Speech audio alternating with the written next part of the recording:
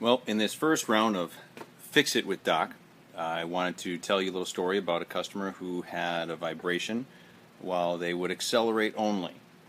When they stepped on the gas pedal, the steering wheel kind of shook back and forth quite a bit. Test drove the car and verified that it didn't do it when you applied the brake and only did it when you would step on the accelerator. So we had a look at the vehicle, and while we were looking at it, we found that the drive axle actually what was causing the vibration.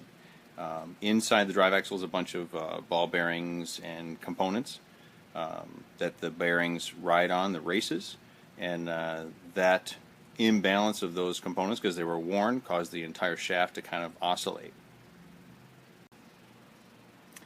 So I went and I highlighted the inner CV for the drive shaft, and you can see as I rotate the wheel, you can see how that comes around. That's that drive axle that every time that they would accelerate caused a vibration inside the car that was pretty violent. Kind of felt scary. But found that just replacement of that drive axle took care of that vibration. And this is what that assembly looks like when it's removed off of the vehicle. This would be the part closest to the tire with the ABS ring on it. And then over here is the innermost part.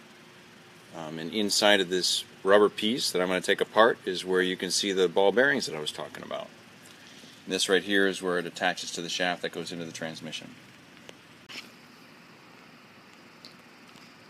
This inner one that I'm taking apart has all sorts of unique clamps that hold it into place.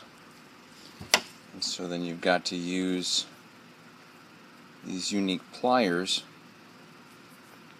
to take it all back apart again.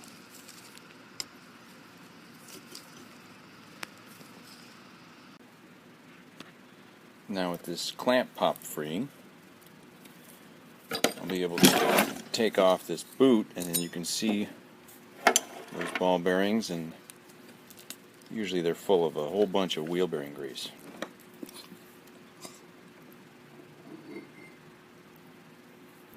There's all that grease. And then these are the bearings that everything rides on.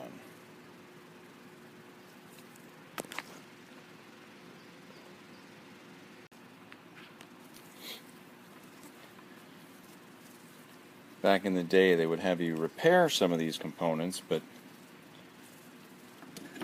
today they've become so low in price that replacement of the entire assembly is the best way to cure this type of a problem. And that is the inner axle. Thanks for watching. Doc can help. We have the answers. Leave your questions below.